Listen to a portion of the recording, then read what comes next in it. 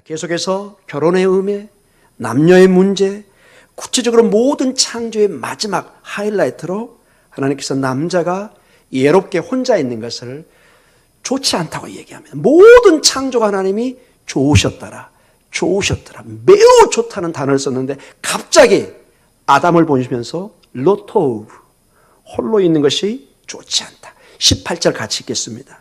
여호와 하나님이 이르시되 사람이 혼자 사는 것이 좋지 아니하니 내가 그를 위하여 돕는 배필을 지으리라 하시니라. 자, 좋지 않기 때문에 이제 이걸 좋은 방법으로 하나님이 바꿔야죠. 여러분 항상 우리 대화 때 의견이 다양할 수 있습니다. 그런데 한 가지 아쉬운 점이 뭐냐? 반대를 위한 반대를 하는 사람이 있어요. 그리고 대안이 없어요. 무조건 반대예요. 아주 지혜롭지 못한 사람입니다. 내가 반대를 할 때는 대안을 제시해야죠. 이걸 반대하고 나는 이거를 하겠다는 어떤 대안이 있어야 돼요. 하나님은 반드시 대안을 제시합니다. 어떤 대안이냐? 돕는 배필을 만들어서 이 좋지 않은 것을 좋은 것으로 바꾸시겠다는 것입니다. 에젤이라는 단어입니다.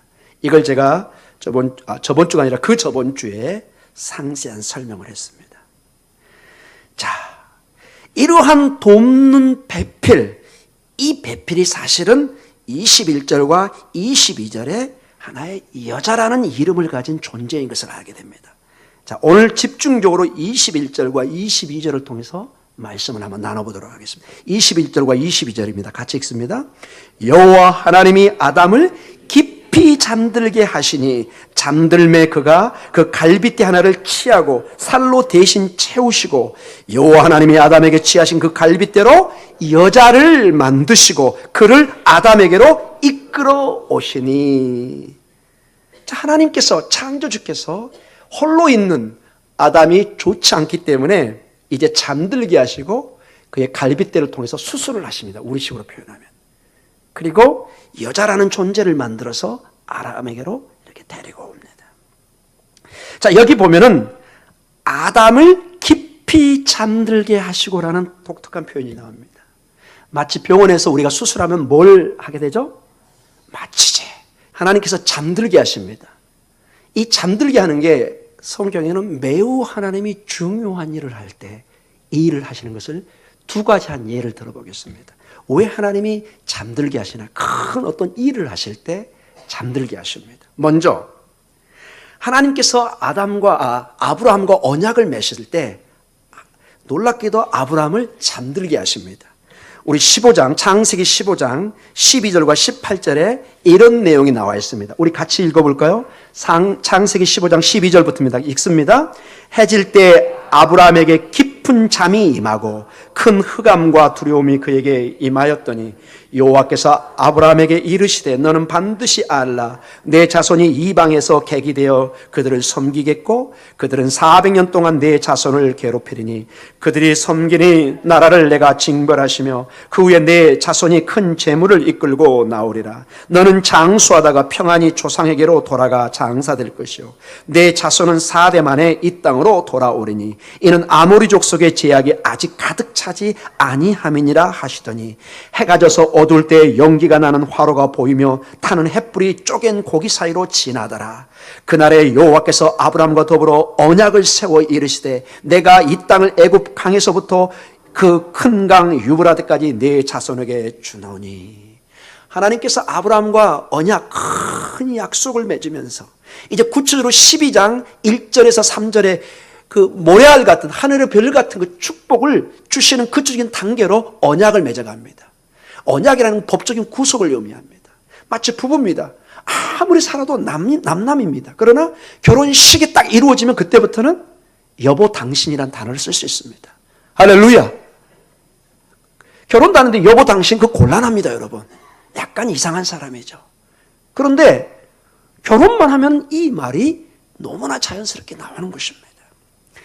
아브라함과 이 중요한 언약, 법적인 구속력을 갖는 것입니다. 법적인 이제 하나님과 뗄래야 뗄 수 없는 관계로 맺어지는 것입니다. 이러한 중요한 일을 할 때 하나님이 잠들게 하시고 하나님이 큰 일을 하십니다. 연화도 깊이 잠들게 하시고 하나님이 역사하는 것을 보게 됩니다. 요나서 1장 3절과 5절을 같이 한번 읽어볼까요? 요나서 1장 3절과 5절을 같이 읽습니다. 그러나 요나가 여호와의 얼굴을 피하려고 일어나 다시스로 도망하려 하여 욥바로 내려갔더니 마침 다시스로 가는 배를 만난지라 여호와의 얼굴을 피하여 그들과 함께 다시스로 가려고 뱃삭을 주고 배에 올랐더라. 여호와께서 큰 바람을 바다 위에 내리심에 바다 가운데 큰 폭풍이 일어나 배가 거의 깨지게 된지라. 사공들이 두려워하여 각각 자기의 신을 부르고 또 배를 가볍게 하려고 그 가운데 물건들을 바다에 던지니라. 그러나 요나는 배 밑층에 내려가서 누워 깊이 잠이 든지라. 이게 여러분 단순히 피곤해서 자는 것 같지만은 상당히 성경적으로 볼 때 여기서 이 잠이라는 것은 하나님께서 우리의 무의식 가운데 우리가 보지 않는 가운데 하나님이 큰 일을 하는 대표적인 케이스입니다. 즉 저는 여기서 이렇게 이 말씀을 보면서 우리가 보지 못한다고, 우리가 잠들었다고 하나님까지 잠들고 일하지 않는다는 것이 아니라는 것입니다. 우리는 이렇게 피곤하고 우리는 때로는 넘어지고, 오늘 11시 예배처럼 그 베드로 진심으로 그는 얘기했습니다. 주님, 저 모르십니까? 저 주님 버리지 않습니다. 내가 죽을지언정 주님 버리지 않습니다. 그러나 위기가 닥치면 자기의 마음에 상관없이 내 몸이 도망치고 있다니까요. 내가 넘어지고 있다니까요, 여러분. 그게 우리라는 거예요. 그걸 아시는 하나님께서 우리를 사랑하시고 끝까지 버리지 않는 것입니다. 우리가 잠들어 있는데 하나님은 주무시지도 않고 일하고 계십니다. 성경 이사야 27장에 2절과 3절에 보면 주무시다고 밤낮으로 주님의 포도원을 가꾸십니다. 물을 주고 가꾸시고 농부로 비유가 나옵니다. 하나님께서 우리의 농사를 책임지고 인도해 줄 줄 믿습니다. 그분을 신뢰하고 가는 것입니다. 내가 약하니까 그래서 그분을 붙잡는 것입니다. 사랑하는 성도 여러분, 연약하니까 주님을 의지하는 것입니다. 내가 병들고 부족하니까, 내 자식 내 마음대로 안 되니까 와서 기도하는 것입니다. 내 며느리 내가 내 마음대로 못하니까 기도하는 거예요. 내 자식 내 마음대로 못하니까, 내 건강 안 되는 것입니다. 내 마음대로. 사랑하는 성도 여러분, 우리가 잠들 때, 우리가 연약할 때 주님은 역사할 줄 믿습니다. 그분을 신뢰하고 가시기 바랍니다. 이 창조주 하나님, 역사하시는 하나님, 이분을 바라보시기 바랍니다. 꿈에서도 그분이 나를 인도하실 것을. 백방으로 노력하고 아무리 노력해도 이 주님 없이는 밑빠진 독에 물 붓는 것입니다. 여러분이 뼈가 으스러지게 일해 보십시오. 남는 것은 골병이요 죽음입니다. 주님 없이는 바보 같은 인생입니다. 주님이 계속해서 우리에게 말씀하십니다. 수고하고 짐진 자들아, 다 내게로 와라. 내가 너희를 쉬게 하겠다. 이 초청이 너무 많은 사람들에게 가볍게 들립니다. 에이, 설마. 그래서 자꾸 인생에 쾌락적인 쉼을 놓습니다.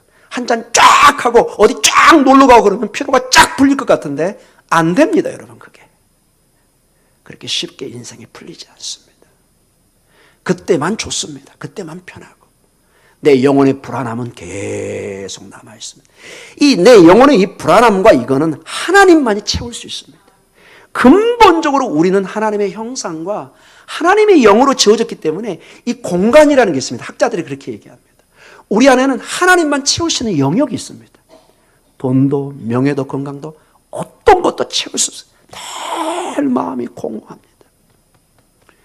주님의 십자가의 보혈을 흘러야만이 그곳이 채워지는 것입니다. 창조의 하나님, 역사의 하나님을 바라보시기 바랍니다. 아담에게 가장 필요하신 것을 아시고 아담을 잠재우고 그 필요를 창조하신 하나님께서 이제 오늘 우리에게 가장 필요한 것을 창조해 주시고 준비해 주시고 예배해 주시는 여호와 이레의 하나님이 우리를 인도해 줄 줄 믿습니다. 아멘. 긍정적으로 보시기 바랍니다. 그 사고에서 그 일에서 보호하시는 하나님, 살려주시는 하나님, 새로운 기회를 주시는 하나님, 이것을 깨닫게 하시는 하나님, 같은 일인데 신앙으로 접근하면 전혀 반대의 문을 봅니다. 죽음까지도 우리는 이걸 넘어의 부활을 보는 것입니다. 슬픔 너의 하나님의 소망을 보는 것입니다. 아멘. 아멘.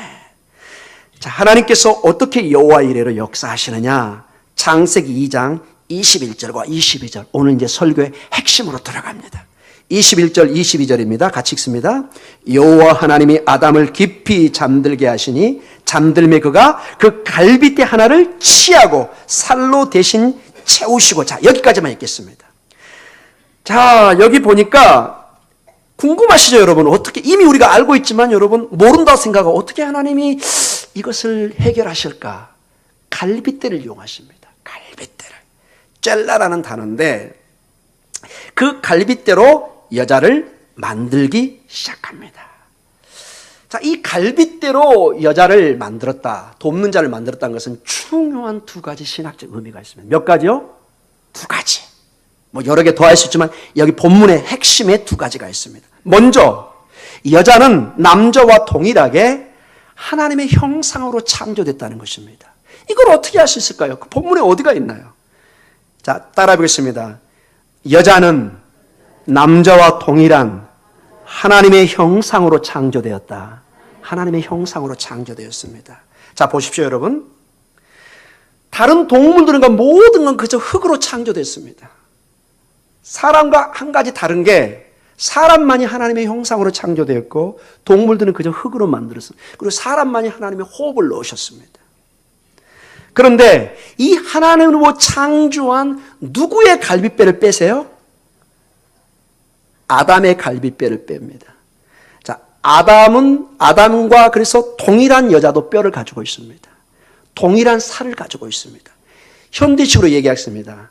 여성은 남자와 동일한 DNA 유전자를 가지고 있습니다. 아멘? 아멘.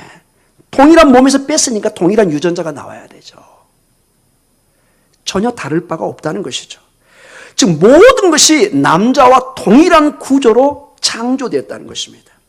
이것은 이 남자, 이 아담이 하나님의 형상으로 창조되었고 하나님의 영이 들어간 사람이기 때문에 그 아담으로부터 무엇이 창조됐다면 그 아담과 동일한 축복을 누리는 것입니다. 자, 그래서 이미 창세기 1장 27절에 이런 식으로 이미 못을 박아서 말씀하고 있습니다. 창세기 1장 27절입니다. 같이 읽어볼까요? 하나님이 자기 형상 곧 하나님의 형상대로 사람을 창조하시되 남자와 여자를 창조하시고. 즉 2장에 있는 내용을 미리 1장에 신학적으로 표현을 하고 있습니다. 이것을 2장에 이제 구체적으로 설명을 해주는 것입니다. 그래서 행여나 여자는 뭐 부족하고 뭐 전부 다 좀 전문 용어로 그 남성 쇼비니스트, 남성 우월주의에서 나온 얘기입니다. 전혀 성경적인 근거가 없는. 자, 하나님의 형상으로 여성들도 창조되었고 둘째로 남자와 여자는 동등한 이치라는 것입니다. 따라해 보겠습니다. 여자는 남자와 동등한 위치로 창조되었다. 이걸 어떻게 알 수 있을까요? 예, 아멘이 나오네요. 우리 남성들도 아멘이 나와야 되는데요. 자, 어떤 한 학자가 이 본문을 보니까 이렇게 해석을 해놓은 걸 아주 흥미로운 해석을 봤습니다. 아주 유명한 학자인데요. 참 봐보세요, 여러분. 얼마나 이 말이 설득이 있는지 여러분. 반대하셔도 됩니다. 이분의 해석을 한번 봐보세요. 남자의 머리로부터 여자를 만들지 않았다는 것은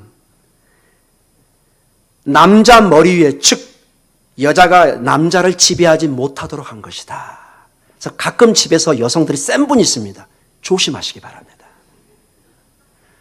남자의 머리로 절대 지우지 않았습니다. 저도 좀 피해갈 길을 만들어야죠. 어떤 학자의 의견이니까요. 제 의견이 아닙니다. 근데 굉장히 맞는 얘기 같아요. 머리서부터 뭘 꺼내지 않았어요. 뭐 뇌 이런 데서. 그래서 여러분 집에서 남자를 존중해 주셔야 돼요. 여러분 남편 기죽여 가지고 잘 되는 집을 제가 잘 못 봤어요. 웃는 것은 동의로 받아들이겠습니다. 이 사람의 해석이 또 발바닥으로부터 만들지 않는 것은 남자들이 여자를 밟지 않도록, 즉 업신여기지 못하도록 했다. 우리 남성들 너무 좋아할 일이 아니죠.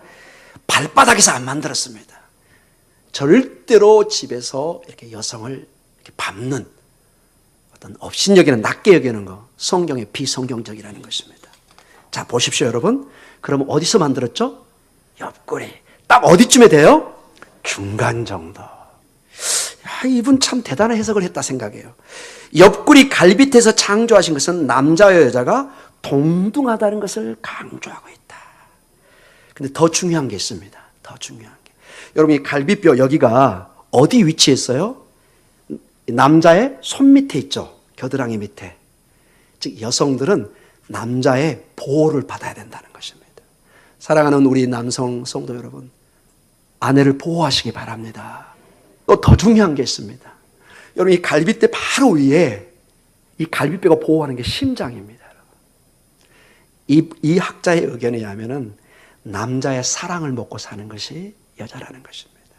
남자의 심장에 가까워서 사랑을 받게 한 그게 바로 여성이라는 것입니다. 즉 이분은, 이 여자는 아담으로부터 창조되어서 아담은 마치 자기 몸을 대하듯이 큰 사랑과 돌봄으로 여자를 대해야 된다는 것입니다. 이 갈비라는 것이 다 이 심장 이 부분을 보호하는 부분입니다. 이 팔로, 그 다음에 이 심장으로 보호하고 사랑을 해야 되는, 이렇게 하면 된다면 우리 가정에 문제가 있을 수 없을 것입니다. 사랑하는 성도 여러분, 우리 부부도 서로 그래서 이해해야 됩니다. 내 주장만 하면 가정은 힘들어집니다. 서로 말 조심, 행동 조심, 배려하고, 이러한 하나님의 창조의 사역을 해서 이렇게 22절에 보니까 아담에게로 이끌어옵니다. 이 표현이 참 재밌습니다. 이제 이렇게 데려옵니다. 이때 아담이 반응을 나타내기 시작합니다.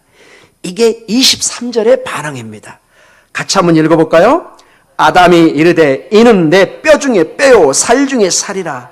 이것을 남자에게서 취하였은즉 여자라 부르리라 하니라. 아멘. 두 가지 큰 선언이 일어납니다. 아담이 말합니다. 뭐라고 그러죠? 내 뼈 중에 뼈요 살 중에 살이다. 그리고 두 가지를 또 하나를 얘기합니다. 여자라 부르리라. 여기에 깊은 뜻이 있습니다. 먼저 내 뼈 중에 뼈, 살 중에 살이라는 것은 이 유대인들의 관용어입니다. 아주 가까운 가족을 표현할 때 쓰는 단어입니다. 우리식으로 하면 이 아이는 내 핏줄이에요. 무슨 말이죠? 자식이라는 뜻이잖아요. 그 말 외에 얼마나 더, 내 핏줄이라면 말이 끝난 거잖아요. 그렇죠, 여러분? 어떤 사람이 어느 날 가서 직장에 갔는데 막 둘이가 너무 잘 지내고, 뭐 어떤 그 젊은 사람 막 잘 일도 하고 열심히 일해요. 손님이 뭘 모르고, 저 사람 정말 너무 일을 잘해주네요. 그리고 어쩌면 그렇게 일하는 사람한테 잘해주세요. 씩 돌아가면서, 뭐 내 핏줄인데, 이러고 지나가는 거예요. 무슨 얘기예요? 그 종업원이 자기 자식이라는 거예요. 아들. 잘해줄 수밖에 없죠, 여러분. 반응이 좀 이렇게 없습니다. 여러분, 유대인들에게 있어서 내 뼈 중에 뼈, 살 중에 살이라는 것은 내 가족이라는 전형적인 표현입니다. 내 가족이라는 거예요. 가장 가족은 가족을 표현할 때 내 뼈 중에 뼈, 살 중에 살이다. 이 말을 씁니다. 즉, 이 얘기는 이런 말입니다. 이 여자가, 이 이브가 또 다른 나입니다. 여러분 이해하시겠죠? 이게 별개의 사람이 아니라 또 다른 내가 여기 있다. 이 표현을 한 것입니다. 즉, 이제 아담은 진정한 인생의 또 다른 나인 분신과 같은 동반자를 만난 것입니다. 그래서 이젠 더 이상 외롭지 않습니다, 여러분. 이제 다음 주에 나옵니다. 내 품을 떠나서 한 가족이 된 그 가정, 여러분 축복해 주시기 바랍니다. 여러분이 건강하게 간섭하셔야 됩니다. 좀 아쉽지만, 뭔가 가슴이 휙 나고 나가는 것 같지만, 아이고 다 꺼서 가는구나. 축복해 주시기 바랍니다. 저희도 그렇게 부모님을 떠나왔습니다. 아멘. 우리도 우리 부모의 눈물 뿌리게 하고 우리 결혼해서 잘 살고 있지 않습니까? 그 다음에 이제 중요한 게, 여러분 오늘 23절입니다. 이제 결론으로 말씀을 맞춰가는 부분입니다. 23절 한번 읽어볼까요? 아담이 이르되 이는 내 뼈 중에 뼈요 살 중에 살이라. 이것을 남자에게서 취하신 즉 여자라 부르리라 하니라. 아멘. 자, 이렇게 보면 여러분 별 중요한 게 안 보이죠, 여러분. 여기서 이 여자라는 말은 굉장히 특이한 뜻을 가지고 있습니다.